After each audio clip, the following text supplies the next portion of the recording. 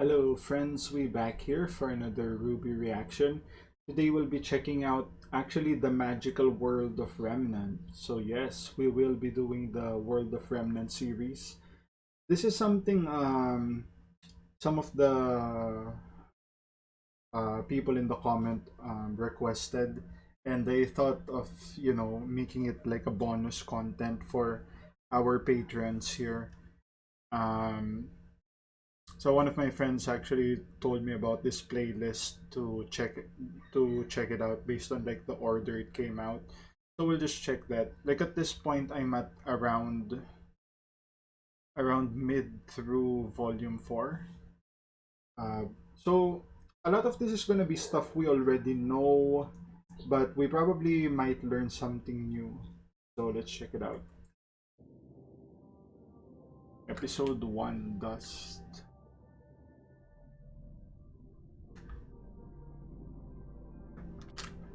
Dust. By definition, it is a naturally occurring energy propellant that can be triggered by the aura of humans and faunas. But in reality, it is much, much more. Found in 4 basic forms, dust can be combined, both artificially and naturally, to form new, stronger types, each with unique properties.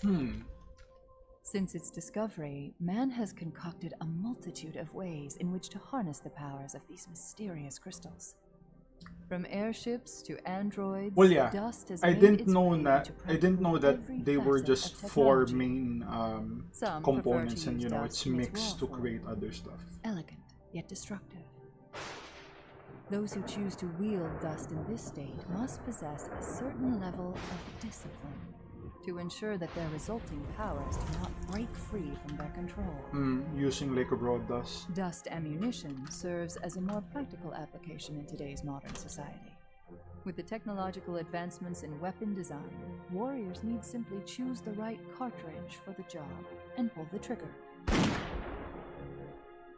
While this has become the standard method of use, it is not uncommon to find individuals still practicing more archaic forms of dust manipulation, such as weaving it into clothing, or even fusing it directly with their own bodies. What?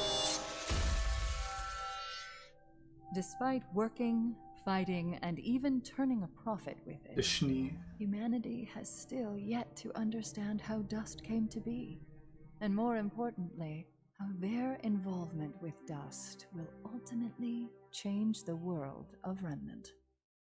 Hey everyone, thanks Very for watching that interesting. RT animation video. You should also check out RTX 2020 and Animation Fest. Sale now at RTX. All right. So one thing I just learned about dust is definitely the whole. It's found in like 4 base forms, and it's somehow, I don't know, fused together to create new forms of dust, or you know change some way. But yeah, very interesting. And it looks like we already know that Cinder is a character that uses dust in her clothes. Like, I don't know, she has dust there and she like waves her hand around it, and it turns fire or something like that. So very interesting. They probably touched on this before we learned about Cinder. So good foreshadowing, definitely. Um, yeah, the part where they said something about injecting it to themselves sounds very weird. Like, how would that work? I wonder if that's painful, like, because it's like natural energy, right? Event.com. Or I guess Go there. unnatural in the sense that it's not common to your body's physiology. So this is episode 2, Kingdoms. The world of Remnant is a dangerous place, Yes, it is. particularly for man. In the countless years that humanity has roamed the planet, civilizations have grown and fallen, but 4 have withstood the test of time: Atlas, Mistral, Vacuo, Vale. These 4 kingdoms, with the help of natural barriers and human tenacity, have proven that they have the will to survive. Each kingdom has a governing council to represent the people and their needs. Next comes the military. While most kingdoms only call on its citizens to serve when needed, others find it important to be prepared. There are still those That's who choose to definitely venture Atlas. outside the walls of the kingdoms. Roaming nomads and small villages are not uncommon, yet neither is their tendency to disappear overnight. Wow. Lastly, I mean, it the makes sense. Huntsman Academies. These institutions' sole purpose is to train the next generation of huntsmen. The next generation of defenders that will live and die to protect the lifestyle that they've become so accustomed to. Yes, the world of Remnant is indeed a dangerous place, but the 4 kingdoms stand as beacons of hope, as safe havens from the darkness that surrounds them. They are the key to mankind's survival, as long as they stand united. Hey everyone, thanks for watching Dude, that they RT got animation chills video. there. You should That also was check so out good. RTX 2020. Especially now, like from where I'm at, they're on their way to Haven. So, and they also mentioned beacons, like beacons of hope, safe havens. Like, that's a really good wordplay there and foreshadowing. And the way well, I do know that Salem is the one narrating, which was a very cool a very cool reveal, because the one who's been guiding you all this time is apparently the big bad. So that's a very nice touch. And the way she said, as long as they stand united, and um in volume 4, Ironwood is like at odds with like the other kingdoms, they're threatening war and all that. So very interesting. And Salem's voice actor or actress is really good. She has a way of being very calm and tense at the same time. Very captivating. Hell of a lot of talent there. All right. Go there. The Grim. Okay, we'll learn something about the Grim. Tell me something I don't know. The creatures of Grimm. A ravenous, destructive force that covers the majority of Remnant. While often referred to simply as Grimm in the common vernacular, these beings serve as the greatest foe to mankind. For as long as humanity can recall walking the surface of Remnant, so do they remember this wicked force. Many ancient cultures believed the creatures of Grimm to be animals possessed by evil spirits, or perhaps the spirits of tortured animals themselves. However, further study, as well as the discovery of newer, more horrific forms of Grimm, does not support this hypothesis. With new creatures discovered every day, scientists perpetually find themselves with more questions than answers. That's not good. While very little is known of their origin, some key facts have been observed in the wild. First and foremost, the Grimm exclusively attack humans and their creations. While occasional skirmishes between wildlife and Grimm have occurred, these instances appear to be based on territorial provocations rather than a need for sustenance. In fact, the common belief is that the Grimm are not obligated to feed. They choose to. Damn. What is perhaps even more unsettling is the basis of their attraction. The creatures of Grimm are lured towards negative emotion. Wow. In the rare instances when villages are capable of defending against a wave of Grimm, their survival is not guaranteed, as widespread panic will only lead to more attacks. Oh, Little that's else is right. known about the creatures of Grimm. Keeping them in captivity has proven to be an understandably difficult task, as the creatures tend to either die or kill those who imprisoned them in the first place. How did they die? To further They kill complicate themselves? study, the corpse of a Grimm will only remain for a short period of time before completely evaporating. Those who hunt the beasts for sport find this particularly upsetting, but manage to get by with cheap taxidermic recreations and bombastic storytelling. Oh my Although the god! creatures of Peter Grimm appear Ford! mindless, more delicate observation has proven contradictory. That's definitely Peter It has Ford. been noted that while No younger doubt. Grimm tend to be more reckless, older Grimm, who have managed to survive their battles, have the tendency to learn from their experience and will exercise Dude, in caution the future, we're definitely This gonna perverse get like form of these older Grimms and self-preservation they're gonna be allows the a creatures lot to become more smarter, effective killers. have actual strategy, And in not the just end, attacking killing like is an all animal. that matters. Wow. Oh my god, thank you so much for watching RWBY World of Remnant old episodes on the new YouTube channel.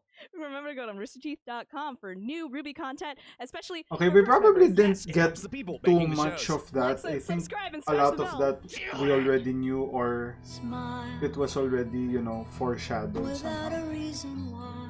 Damn ads. Alright, episode 4, Aura. Okay, we'll learn something about Aura. Huntsmen are widely regarded as the world's greatest warriors. While skilled in a wide variety of weaponry and hand-to-hand combat, these champions are also masters of a much greater power: Aura.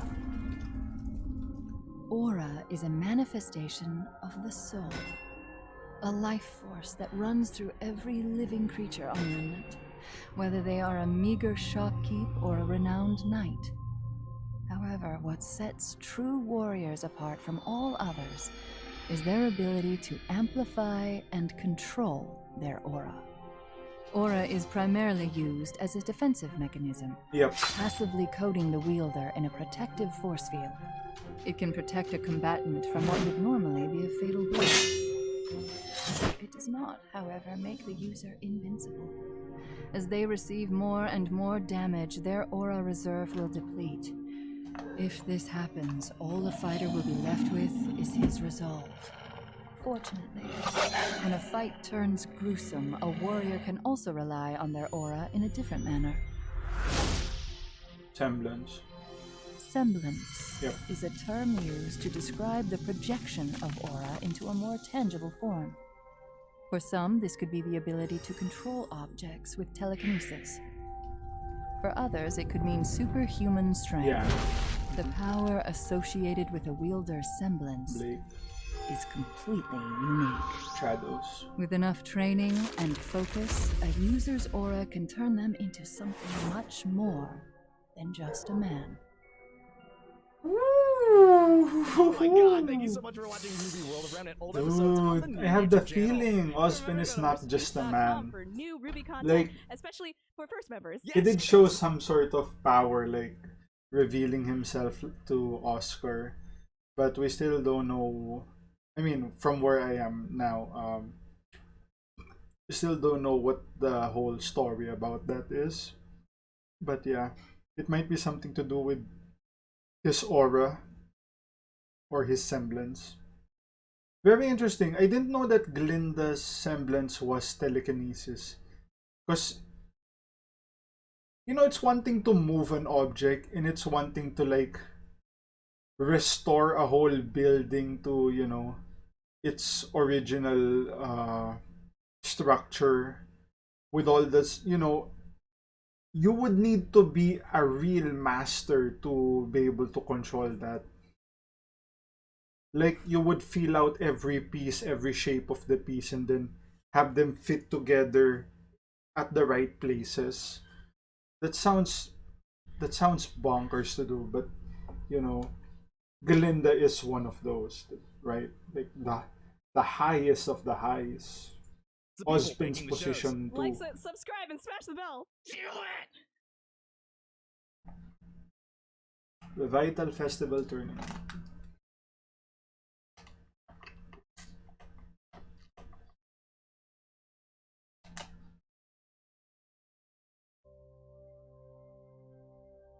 It all began, as most things do, with war. The kingdoms of the world had been locked in a violent struggle. Oh, for this years, is Osbin. But eventually, the Great War of Remnant came to an end on the small island of Vital. It was here that humanity's leaders Okay, chose I didn't peace even over notice bloodshed that island. and constructed the future of modern society, establishing new laws, new academies, and new traditions. The Vital Festival was created to serve as a celebration of peace between the kingdoms. Every 2 years, a kingdom would be chosen to open its doors to the world, allowing citizens from every corner of Remnant to meet and indulge in one another's cultures. The pinnacle of this event was the Vital Festival Tournament.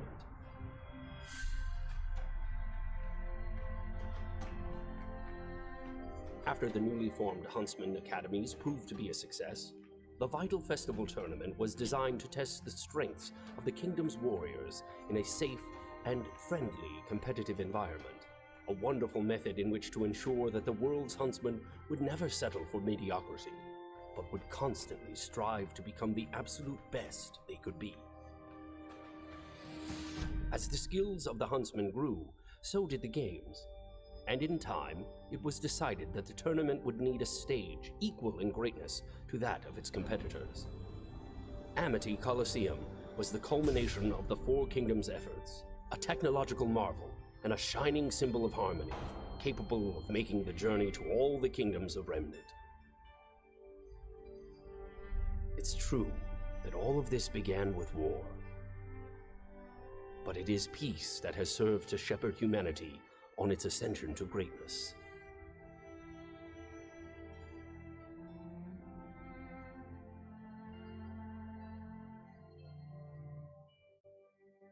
May we never stray from that path. Oh my god, thank you so much for watching RWBY World of Remnant old episodes on the new YouTube channel. Remember to go to roosterteeth.com. Very interesting. So, it appears they're able to pilot the Amity Coliseum. So there's probably like a control room there, and you can use that to like move itself, because they did say that it's capable of traveling. Probably that's what they did to have it move from wherever the last Vital Festival was to Vale Beacon, right? So that's cool. And it was like a culmination of like a war. There was a war. Hmm. All right, all right. For new Nothing RWBY content too, as nothing too well. big, but it's something to remember. Huntsman.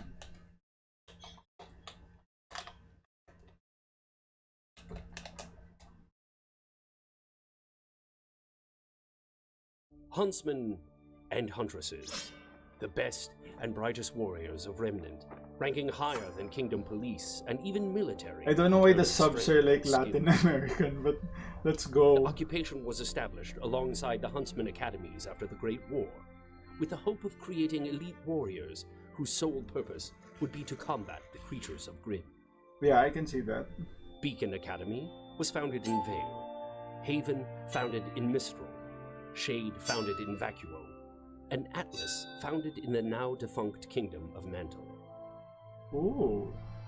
These institutions accepted graduates of primary combat schools who showed enough promise and tenacity to not only battle the world's deadliest creatures, but also protect their fellow man.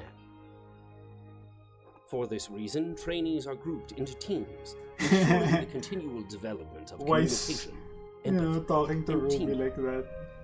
traits that You've are come a vital long to any way, man. guardian of peace. As an additional precaution to maintaining peace, the founders of the academies believe that their graduates should be kept separate from kingdom allegiance. Once finished with their training, huntsmen and huntresses are free to choose who they work for, as well as what kind of work they will do through the use of mission boards. Allying with a particular kingdom or village is entirely up to the individual. However, Atlas Academy has come under increasing amounts of scrutiny for the indoctrination of military lifestyle upon its students, pressuring them to enlist in the Atlas military's special operations. Dude, Ironwood and Winter. That's a Every nice touch. academy has its own methods of teaching, but the end result is the same. Huntsmen and huntresses ready to make their own paths.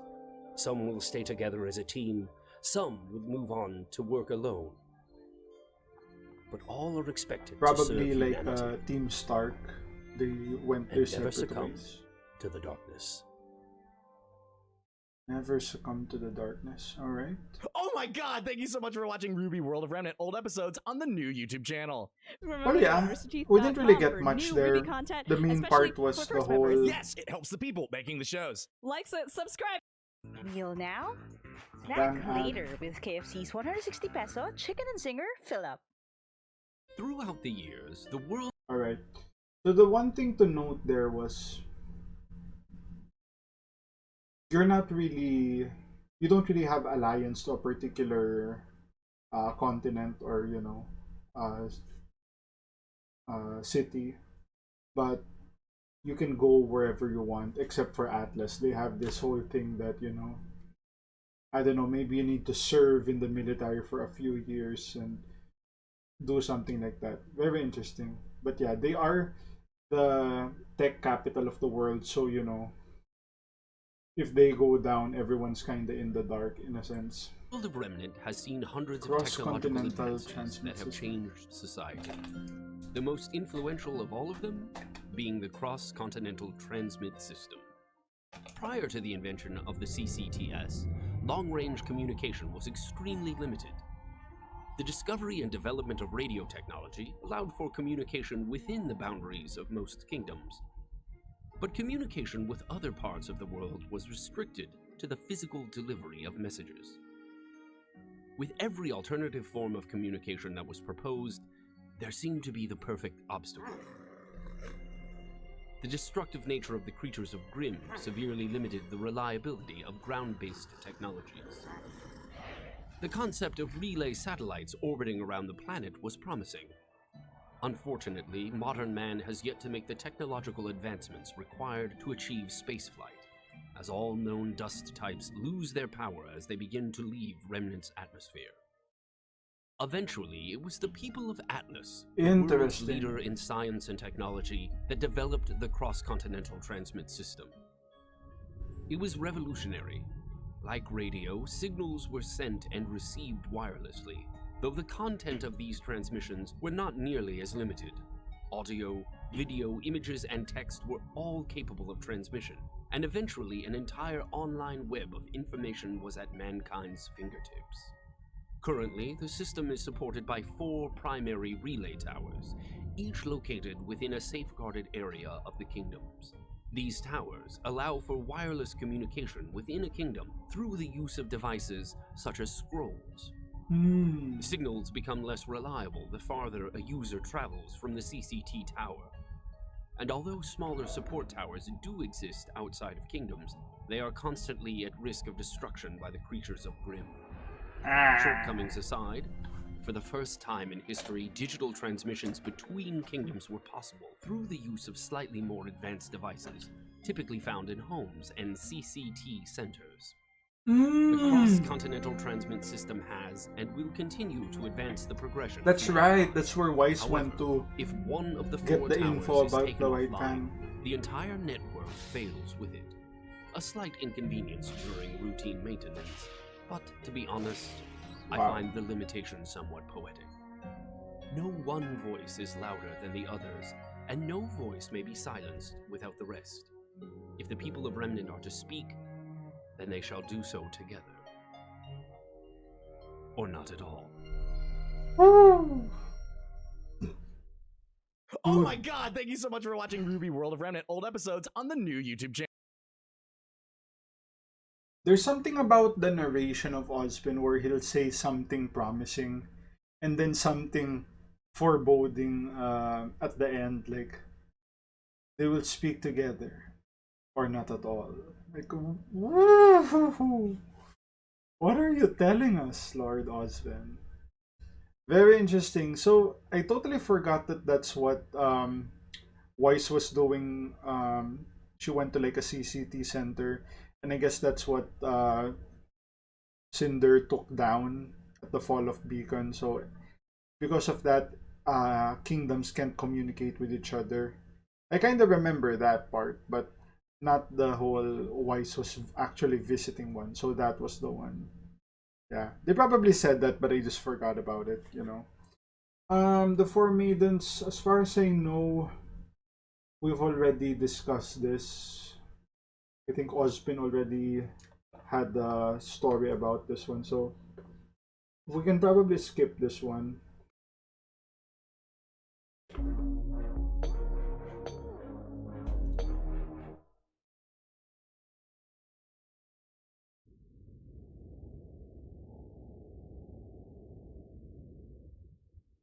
Veil. Well, school's definitely out. Let's see if we can't all learn a little something. Welcome to the world of Remnant. Not the Yo! best place to live. Is this Old Man Depending on where Crow? you're staying, it can Let's get a little go. easier. Let's go, Crow. You've got towns and villages that pop up as fast as they fall. The faunas have menagerie, but the sweet spots are Vale, Mistral, Atlas, and Vacuo, the four kingdoms of the modern era, and each one's special in its own little way. Let's talk about Vale. In the grand scheme of things, Vale's pretty well guarded. It rests on the northeastern end of the world's largest continent, Sunus. Like most successful kingdoms, Vale's survival over the years can mostly be attributed to prime real estate. Its front is protected by steep mountains, and its back is against waters too shallow for any real threat to pop out of. Not to say I haven't heard some crazy fish stories. Aside from the main city, which the kingdom's named after, the Vale territory also extends to several neighboring cities farther along the northwest coastline, as well as a small island named Patch. Nice place to raise a family, if you're into that sort of thing. That's where Of Ruby's course, from. all attempts to extend the kingdom's reach past the mountains and farther into the mainland have been colossal failures. That's Mountain Glen. But, like I said, in the grand scheme of things, Vale ain't half bad. Regular climate, natural barriers, and some serious border defenses means the citizens of Vale can spend less time worrying about survival and more time just living their lives. Of course, with the fall of Beacon, Yeah. everyone's a little more worried these days. And they should be. Ooh. Hope you enjoyed that peek behind the curtain for RWBY. For more RWBY-related content, Alright, check out interesting. MrSteve.com. So basically, Vale is, in the middle of everything. They have like natural barriers, and that's what helps prevent the Grim. Don't forget, mash that bell. Mash that bell. Those notifications. Nothing we didn't already know, but that's fine.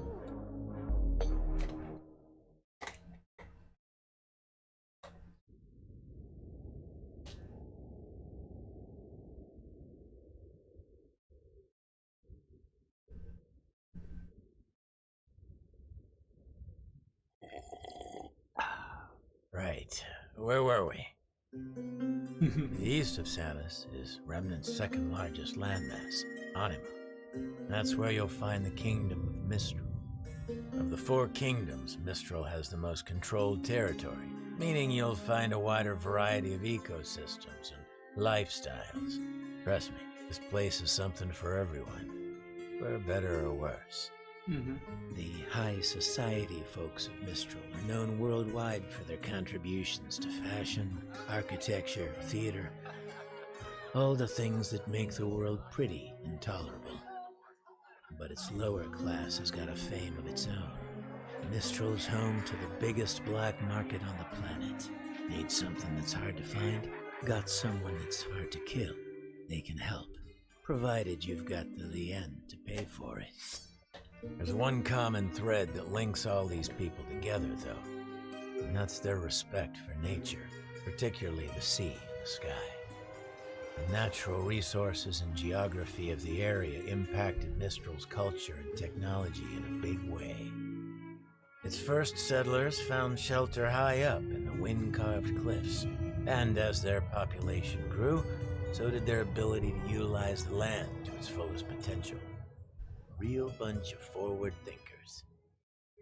Of course, the bigger the kingdom, the the harder it is to govern.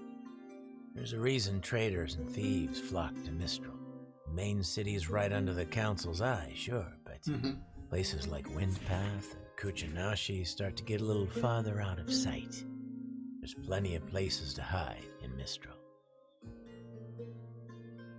That's why you gotta know where to look. Hope you enjoyed that peek behind the curtain for RWBY. For more RWBY-related content, check out roosterteeth.com. There's also a ton of other great animated content on the channel, so go ahead and click that video. Interesting. And So please Mistral is subscribe one of for those more places RTX with, Don't forget, they have high society, bell. the fuck, as well as like the black market. Probably the world's largest black market. And it's like the largest, makes it like hard to like govern. Atlas, alright, let's go Shneeze. I suppose it's time we talked about the fine people at the top of the world. Atlas is Remnant's youngest and arguably most successful kingdom, but it's a bit of a special case. See, before the Great War, there was no Atlas. There was Mantle. At some point in time, a group of settlers were crazy enough to venture out into the northernmost continent of Solitas. I guess when you're that desperate, a frozen hunk of rock doesn't seem like such a bad place to call home. As a matter of fact, the harsh weather conditions proved to be just as useful as the mountain ranges when it came to keeping the creatures of Grim at bay. It also kept the people of Mantle from flourishing. Humanity's got a neat trick up its sleeve, though. Whenever we're faced with a problem, our inclination is to find a solution. The cold climate of Solitas forced its settlers to adapt. They developed a more advanced technology, and they did it faster than the rest of the world, because they had to survive. Yeah. But it was the Great War that really kicked things off. New forms of dust application and weaponry allowed Mantle to expand. More and more territory was set aside for dust mining and research. The territory beside the kingdom's combat school, Alcius, was the most opportune area to construct a new R&D facility. But by the time things were all said and done, it would be much, much more. Alcius was reopened as Atlas after the Great War. Okay, to house many Atlas of the used to be warriors now Austius seeking or guidance. something like that. In an effort to give back to the citizens, Mantle applied all sorts of new dust techniques and technologies it had used in the war to beef up the Academy's campus. The school grounds expanded faster than they could have imagined, and even helped to better secure the surrounding areas.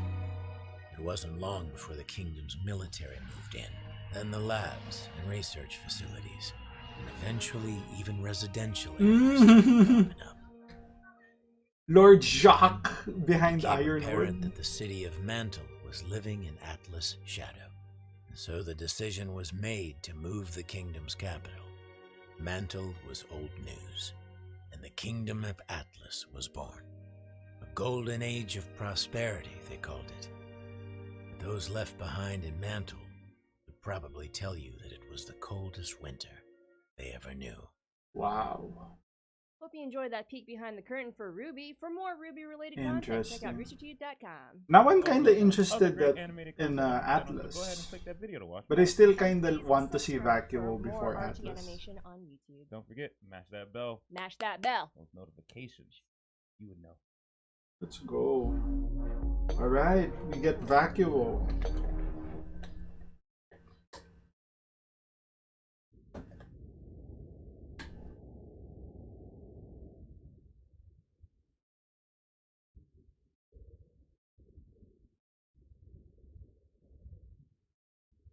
Now, if there's one kingdom that's had it harder than the people of Mantle, it's Vacuo, the What? last of the four great kingdoms. The western end of Sanus is a barren and desolate wasteland. But long ago, before man went and ruined everything, it was a paradise. In the center of the vast desert was an oasis unlike anything you'd ever seen.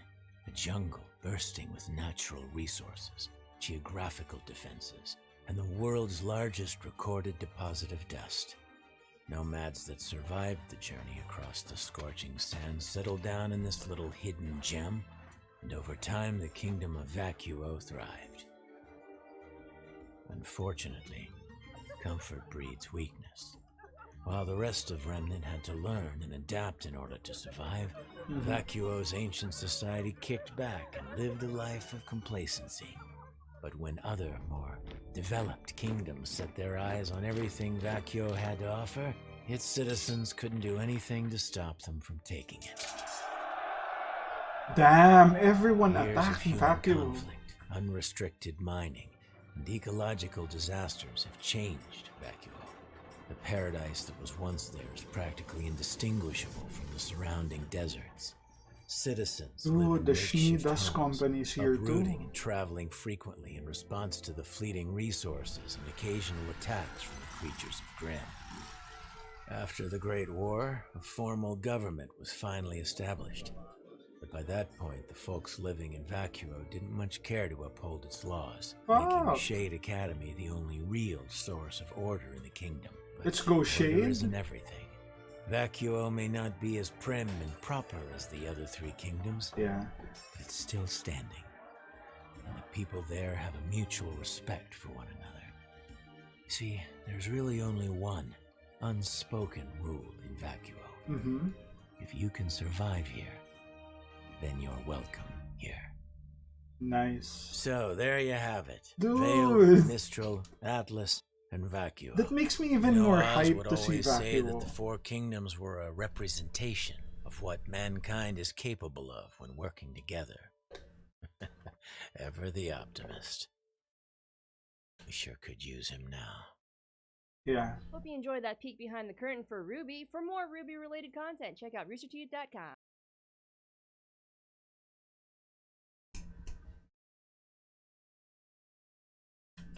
Alright, so interesting about Vacuo. It used to be like a very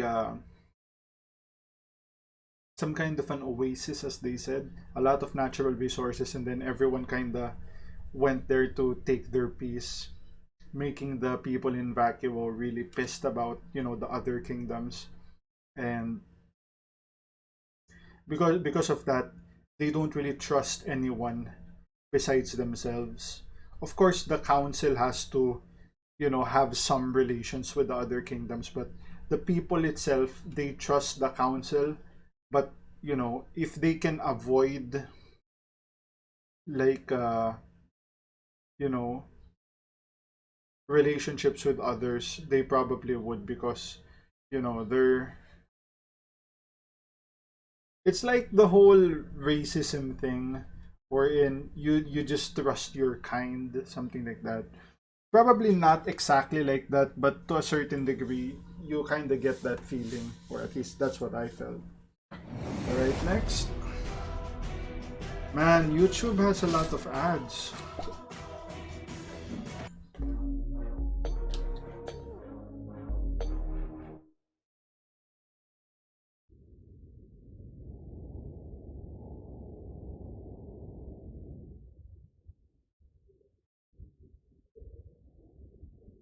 Between Kingdoms. So, now you know more about the kingdoms. But what's between the big cities? Alright. Alright, the easy answer is Rim. No reason to beat around the bush. Of They're course. out there. Yeah. It probably won't go well if you run into one. That's okay, because you're a huntsman. Or huntress.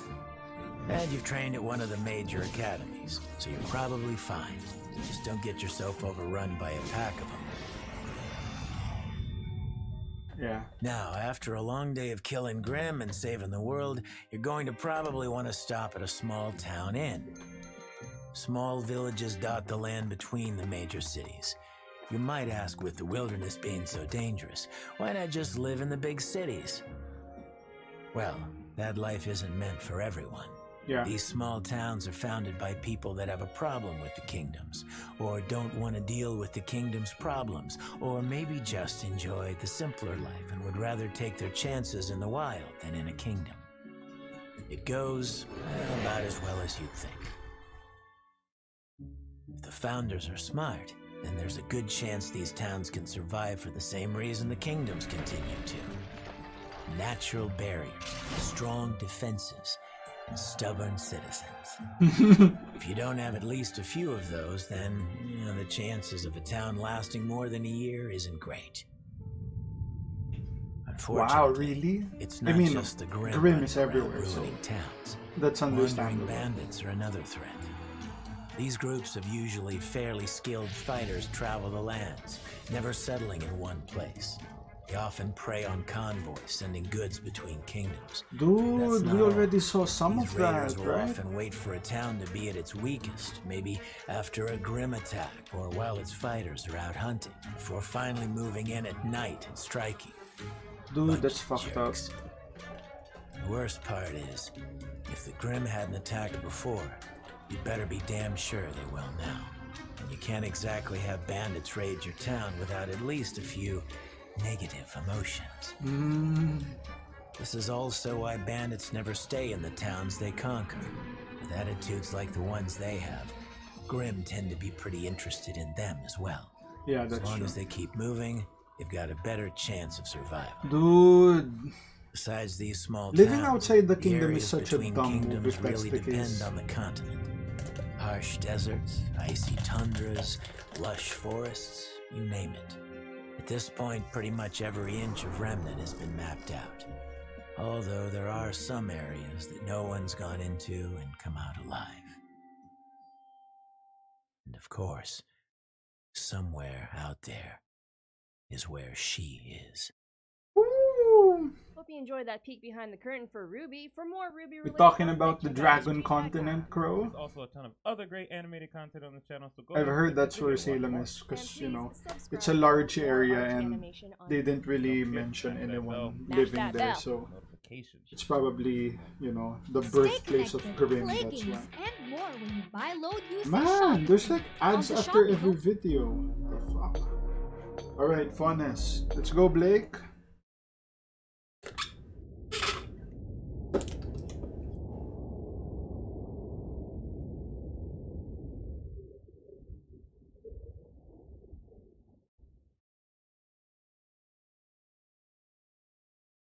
Most of us spend a lot of time talking about mankind versus Grim, but technically there is a third party in the mix, the Fondness.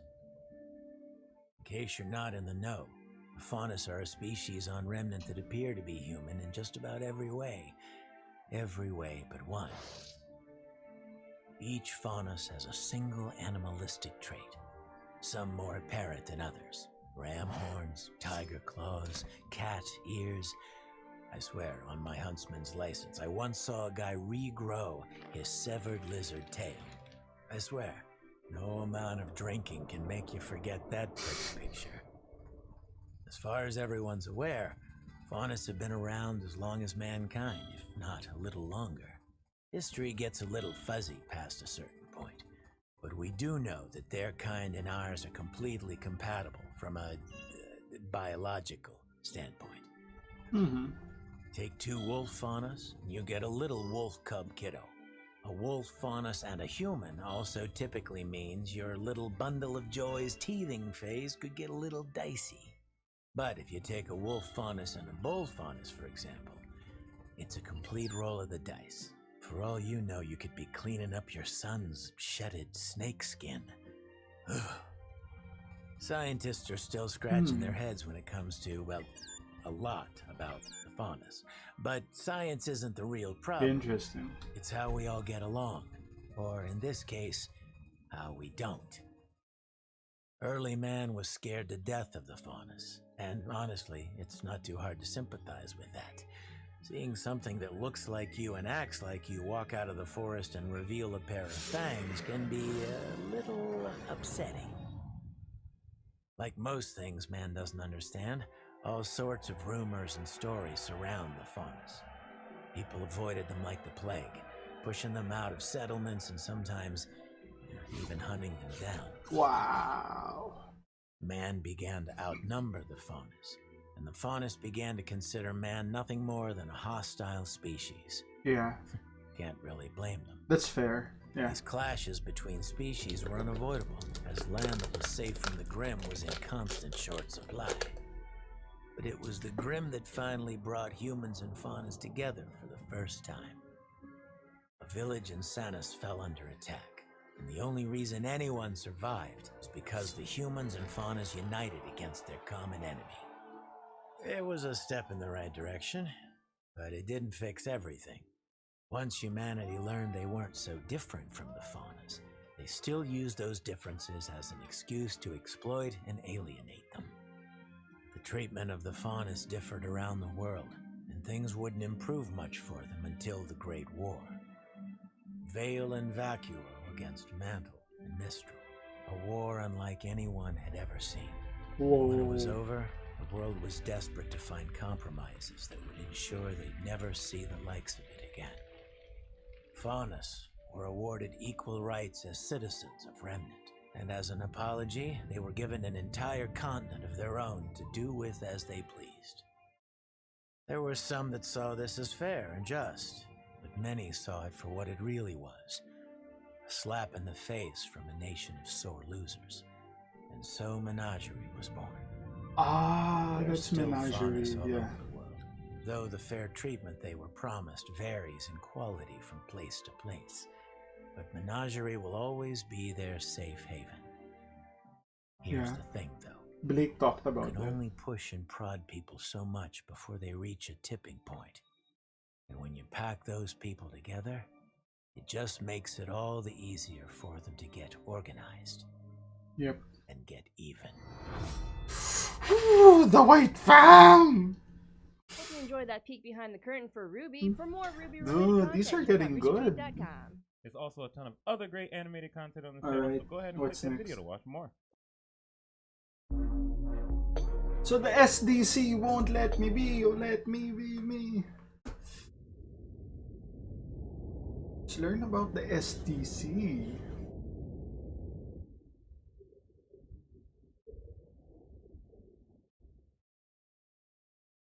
All right. What was I supposed to talk about next? Oh boy. Yeah, okay. I've got a few words to say about this one. The Schnee Dust Company. Bunch of self-entitled, monopolizing SNOBs who only care about making a profit, no matter how many little people they gotta step on to make it happen. But that's just my opinion. As you all know, our survival in the world of Remnant depends almost entirely on a crystallized substance known as dust.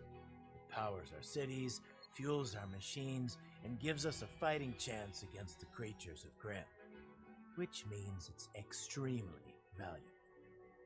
Nowadays, it's almost impossible to buy dust products without the Schnee Company snowflake stamped on the box. But it didn't always used to be that way.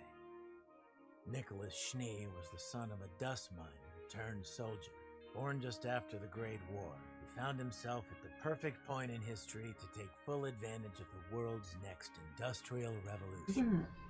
And there's no Kingdom of subs. Mantle, soon to be Atlas, was in a transformative period. They'd found themselves on the forefront of technology, but realized they depleted nearly all of their natural resources to do so. That's where old Nick came in. Rather than watch his kingdom become dependent on the aid of others, young Nicholas Schnee decided to spend his days at combat school, his nights working alongside his father in the dwindling Mantle mines, and any time in between learning everything he could about anything he didn't know. Damn. That kid had a fire in his belly. When his father died, he left his son everything he had. It wasn't much, but it was enough for Nick to set his plan into action. He left school, rallied all the men he could afford, and set out on an expedition to find a dust deposit that could revitalize his kingdom. Wouldn't you know, he actually pulled it off. fast forward just a few years and the name Schnee suddenly meant something. Quality, affordability, trust. See, all those years spent in combat school were so that Nick could personally oversee every new expedition. People appreciate a man who's willing to stick his neck out for them, and it's how the Schnee Dust Company earned the business of every kingdom and remnant. Unfortunately, it's also what led to an early retirement. Nick had started a family that missed him, and his body was tired. Years of working in dust mines can have some nasty side effects on your health. I can imagine. So enters Jacques Judet. Having married into the family, Jacques decided to take the Schnee name over his own. He was a lot of words I shouldn't repeat. Jacques the best man. Cunning businessman. Jacques managed to convince Nicholas that he was the perfect man to run the SDC in his place. And from a certain point of view, he was right. Under Jacques' leadership, the Schnee Dust Company has become more profitable than ever, completely dominating the industry, but at the cost of the company's soul. Cheap labor, dangerous working conditions, doing whatever it takes to destroy the competition. Yeah. Jacques Schnee doesn't care about people. He cares about winning. That, and making sure he's got the best damn PR team in the world. The Schnee name still means something today, but as for what it'll mean tomorrow, well, your guess is as good as mine. Aww. Nice. Hope you enjoyed that peek behind the curtain for That was RWBY. so For more nice. RWBY-related content, check out roosterteeth.com. Why looks so cute? There's also a ton of other great animated content on the channel, so go ahead and click that video to Alright. learn more. We learned something about Nicholas Schnee. So he was like the guy that made the SDC. And this is, I think this is the last one. The Great War. Yeah, I want to know about this war. The Great War. What a terrible name for such a horrible time in history. Though the war itself lasted around 10 years, the century leading up to it was filled with so much tension, you might as well lump them together. And most of that tension was coming from Mistral. Territories rich with resources and safe from Grimm have always been in high demand. But the Emperor of Mistral had managed to conquer nearly all that Anima had to offer, thanks in part to an unlikely friend, Mantle. The two kingdoms had formed an alliance. Mistral provided the small kingdom with goods unavailable in the frozen tundra. In return, Mantle introduced technological innovation as well as guidance in the settlement of Anima's cold Trading resources. northern territory. It was good, until it wasn't. An incident in Mantle led to a strange and unexpected decree: the abolishment of the arts and repression of self-expression. The people of Mantle had come to believe that they would be much safer from the Grimm if they could simply keep the emotions of the masses in check. Okay. Given Mistral's strong, artistic culture, many assumed this would be the end of their alliance. But they were wrong. Mistral complied, selectively, enforcing Mantle's wishes only in the outer territories, allowing the centralized powers to continue to live as they pleased. If you haven't caught on yet, Mistral's full of jerks. Yeah. The That was people of weird. Vale had a problem with this. Well, they had a problem with a lot of things Mistral and Mantle had been up to. Treatment of their citizens, use of slave labor, and their constant insistence that their way of life was what was best for everyone. Eventually, Mistral made the jump across the sea to the eastern coast of Samus. The small islands and peninsulas in the area were perfect to establish a settlement. They were so perfect, in fact, that Vale had just begun settling the area themselves. I think we can all guess what happened next. The King of Vale did everything he could to avoid armed conflict. The King of Vale. Despite cries from his people, he insisted on sharing the land with the settlers from Mistral. But to this day, no one knows who shot first. But what began as a riot between the two bands of settlers had suddenly become the first battle of the Great War. Mantle quickly came to Mistral's side. Battles were fought on both Sanus and Anima soil. Villages were lost to both combat and Grimm. And it wasn't long before Vacuo decided to join the party. Up to this point, Vacuo had done its best to stay out of the fight. Yeah. Mantle and Mistral, having both already established a small presence in Vacuo territory years before, promised to leave them provided they didn't interfere. Soon, those talks evolved. It went from don't side with them to side with us and you'll be safe. Vacuo did not much care for that. Hell yeah! Conclusion, if Veo were to fall, there'd be no one left to stop Get the Mistral and fuck Mantle out. from conquering them next. So they did what they considered to be the logical thing. They drove Mantle and Mistral out of Vacuo and told Vale they had their backs. I love their style. Yeah. So the war raged on. Grim attacks increased worldwide. On the battlefield, this meant a temporary ceasefire in order to deal with the hordes of monsters before returning to the fight at hand. Those left miserable back at home, however, were often helpless with their best warriors away fighting the good fight. A lot of settlements were lost during these years. Dude, could you Most imagine the negativity from an rations actual on war? food and dust. That's crazy. Development of technology accelerated. Humans and faunas who fought alongside one another became closer. And every day, mankind grew more and more efficient at destroying itself. But it all ended in the Vacuo campaign. The Vacuo Mistral and campaign. Mantle knew that if they could take the dust mines of Vacuo, they would effectively cut off the supply of dust to their enemy. It was to be a final devastating blow to Vale and Vacuo. They were only half right.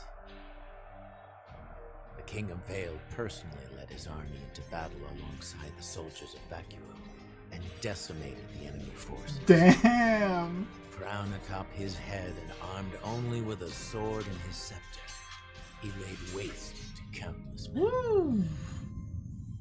As Dude, the King of sand Vale was is a soaked red with badass. blood, the Grimm came in droves. It was the single deadliest battle of the war, and legends of the greatness and terror of the warrior king were born that day. Historians will tell you most of these stories are nothing but grandiose hyperbole. Unusually violent weather conditions, combined with Mantle's unfamiliarity with the desert combat, are likely what led to such a high death count. But whatever the reasoning, everyone bowed to the King of Vale by the time it was over. The Great War had ended. The world was ready to live under the rule of Vale. But the king refused. The leaders of the four kingdoms met on the island of Vital, and it was there that they worked together to form a treaty and establish the future of Remnant. Nice. Territories were redistributed, slavery was abolished, governments restructured, and the warrior king, the last king Vale would ever have, founded the Huntsman Academies and placed his most trusted followers in command of each kingdom's school. Ooh. He would teach the world to fight so long as we promised to fight for ourselves and never against ourselves. Seems like we haven't kept our end of the bargain. Yeah. It's Hope you been enjoyed that peek behind the it's been a curtain for long RWBY. time, For to be more fair. RWBY-related content, check out roosterteeth.com. There's also a ton of other great animated content on the channel, so go ahead and click that video to watch more. And please Alright, so it looks like that's the end of the World of Remnant. Dude, that was quite a long watch, right? We had like 16 episodes, some of them short, some of them, 5 minutes. This was 7 actually. But yeah, we did learn a good chunk here and there. Hopefully I don't forget. But yeah, very interesting. The Great War with the King of Vale and all that. after the Great War, that's where they started establishing the Huntsman academies. So that's cool. So yep, that will be the episode for now.